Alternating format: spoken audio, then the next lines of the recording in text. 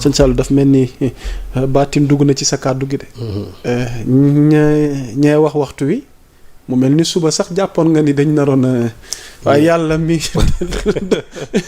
voilà donc après ça couper l'herbe sous leurs pieds et je crois que boobu seen conférence de presse bi. léegi de sëñ Saliou ba duñ la leen sëñ Saliou léegi moom. mais mooy la war. waxam jalu muus la. li olof di naan mu jigi kilifa gi c'est kàddu jalu muus la de.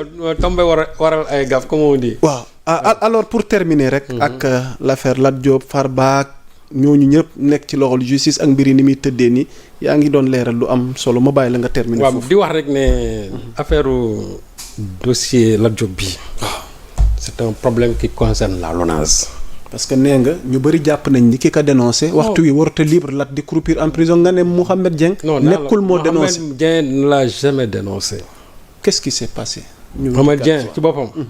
il est cité à titre de témoin parce que ça concerne benn structure boo xam ne daf ko dirigé woon muy 1xBet. waaw léegi nag le problème qui se pose mooy lan la Lat Diop seqaloon ak waa 1xBet c'est-à-dire que loolu la ñu war loolu la le parquet financier ñoom loolu mooy gëstu. wax nga lu ñu bëri bàyyil xel de. waaw.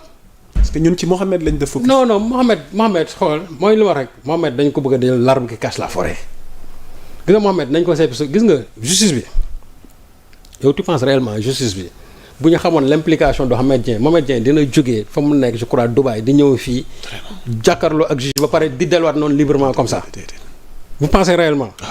il faut qu'on nit ñi nañ bàyyi li ñuy def léegi nag xam nga aussi. mooy li ma wax rek gis nga ku ci nekk. am nga say journaliste am nga say chroniqueur. am nga say nit ñooy jox say xibaar.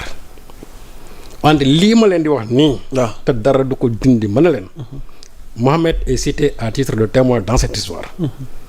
que dénoncer Lat Diop xam nañu ko. moyens ya nga xamante ne moom lañ dénoncé Lat Diop ba xam ba mu am cette culpabilité en tout cas cette présomption de culpabilité. ba ñu yoon teg loxo xam nañ ko. moi je n'ai rien contre Lat Diop xaw ma ko xamaanu ma ko mais Lat Diop a géré des deniers publics. boo géré ay deniers publics bu fekkee dafa am loo xam daf la ci fekk. dañ ko war a leeralal. loolu mooy dëgg. dañ ko war a leer non c'est-à-dire dañ ko war a clarifier léegi nag mbir mi nee naa leen soriwul. on n'a qu'à regarder quelle est la relation qui lie 1xBet Lat Diop ak la LONASE. le problème c'est là c'est tout. gis nga bu ñu ko gëstoo. lépp day leer te gis nga nag juge yi juge ils ont les éléments de. juge yi ils ont les éléments de. comme que nag c'est un dossier boo xam ne dafa nekk actuellement ne ci loxo juge yi. yor mënu cee wax. mënu cee bind. yor mënu cee bind. même su fekkee am ñeneen ñuy bind yor mënu cee bind wante nag ci réew mi lañ dëkk fi la ñuy yeewoo te xam nañ li fi xew. mais nañu bàyyi. dans ces dossiers yoo xam ne où il y a plusieurs milliards. xam man dama déggoon fii sax ay jamono ñu déggoon fi naan ay 8 milliards. man Serigne Saliou je conteste ce chiffre. bu fekkee ne 8 milliards la ñu wax ne moo lañ ko jàppee moi je conteste ce chiffre de 8 milliards. contesté naa ko pour dire que le chiffre excède de loin 8 milliards. waaw lii maa ko wax. te muy lu leer nag. mais il faut qu'on cesse la manipulation et la désinformation dans cette histoire. on peut être ami de Lat Diop on peut ne pas être son ami man mii di ci wax. je suis pas son ami je suis pas son ennemi. mais du ma ci wax lu ma leerut nag. c'est quelqu'un boo xam il ne me gêne en rien xaw ma ko xawaanu ma ko mais nag. man je suis concerné par sa gestion parce que il a géré des deniers publics or moi je fais partie du public. donc sooy gérer man kiy gérer ses deniers personnels. boo jamoon teg ko ci kii taal ko mu nekk ci ba sama yoon na ci. ok mais quand c'est un seul franc un seul copec. de l'argent public. ki ma concerne mu war na nit ki jàpp nañ ne fi mu ko waroon jaarale ko fa. dinaa ci wax ba keroog yoon taxaw leeral ko daal ne dëgg la wala du dëgg. mais phase bi ñu nekk. il faut que les gens cessent la désinformation. il faut que les gens cessent l'intoxication. ok te ku nekk di ci wax la nga jàpp ne lii mooy dëgg. mais ma leerlaat ne. Mohamed Dieng boobu ñu ko bëgg a taafantoo. il faut que les gens aillent au-delà.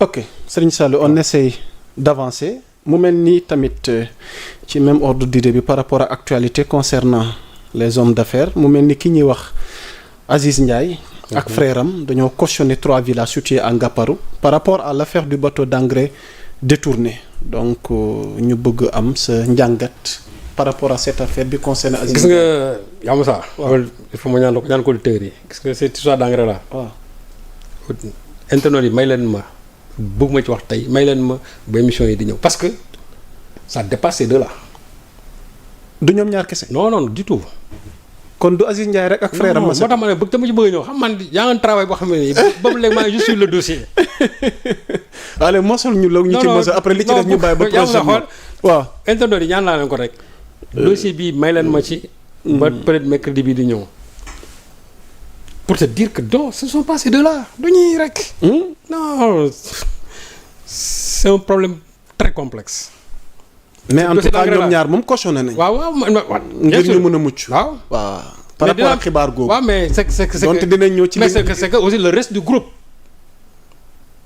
kon c'est une chaîne oui bien sûr mais tu sais que ce sont pas seulement ces deux là le reste du groupe moo tax ma ne nañ ma may rek nañ ma may ba ma dellusiwaat ci peut-être ça fera l'objet même d'une une de Yoor oui kon mbir mi weesu na liñ ko foog nii bien sûr moo tax man boo gisee affaire Aziz Ndiaye ba léegi nit ñaa ngi ci wax mais man comme que dama am déjà loo xam naa ko ci te doon ci liggéey affaire bi ñu génn ko mais dama ne je continue mon travail je ne serai pas dans la précipitation xam nga des fois nit ñi dañ naan ay scoop ak yooyu non moi je préfère xool dem ci sano comme on dit piano ou sano comme on dit ba keroog ma ci am lépp li nga xam ne bëgg naa ko ci wax ok moo tax internautes yi sax yaa Moussa loolu ñaan naa leen ko bët édition yi di ñëw amul problème léegi soxna tuuti boo jekkee rek ñu ñëw ci une yoor yi ndax saa su ne journal boobu di yoor bëri na liggéey am solo te mu soxal tolluwaay réew mi ci ay dossiers dañ ko ciy faral di def sëñ Saliou dañ koy dooree ak loo xamante ni bind nga ci parce que ñu bëri bëgg nañ comprendre lan moo ne ci biir par rapport à cette levée d'interdiction concernant Mansour Faye mu mel ni par rapport à la levée d'interdiction de sortie du territoire état bi dafa décider barrer la route à Mansour Faye par un recours en rétractation alors comment comprendre le cas Mansour Faye xam nga dans cette histoire là waaw lu xew réellement dans cette histoire parce que Mansour nag fi mu ne ni nag nee na am na ndam ci kaw justice bien mais moo tax ma ne c'est là où il y a eu des mensonges ah bon ah oui Mansour n'a pas gagné une manche les avocats de Mansour ont menti dans cette histoire nga ne ma parce que quand les gens ils sont sortis gënawuñu ordonnance bi ils ont dit que ñoom finalement le juge leen jox dëgg man quand j'ai saisi certains ñi nga xam ne ils sont au sein de l'État c'est qu'ils m'ont dit que si le juge fekkente ñoom Mansour parce que ñooñu dañu jàpp ne ay avocats bu ñu ngeen wax leen ñoom ils vont donner foi à ça même s'ils n'avaient pas l'ordonnance sous leurs yeux que ne bu ñu ko defee ils vont introduire une ordonnance en rétractation c'est-à-dire que pour barrer la route c'est-à-dire que contester loolu mais quand l'ordonnance est sortie ils ont vu que ordonnance bi li mu wax ordonnance bi dane ministre de l'intérieur déggul pas li mu wax ministre de l'intérieur dane Mansour mii bu ngeen ko bëggee tere mu génn réew mi dafa leen ko benn notification administrative ne ko bul génn réew mi juge wax ku ne génn réew mi de lii la ko juge yi wax te loolu moo nekk ci ordonnance bi yaa Moussa ordonnance bu mu génnee ba léegi ordonnance bu mu di génnee ba léegi da nga cee dégg dara waaw ci laa bëggoon ñu déggoo ko xamul tax parce que man maa ngi doon xaar ci lendemain bi mu gàddu saagam waaw mais xamul tax doo ko dégg parce que boobaak léegi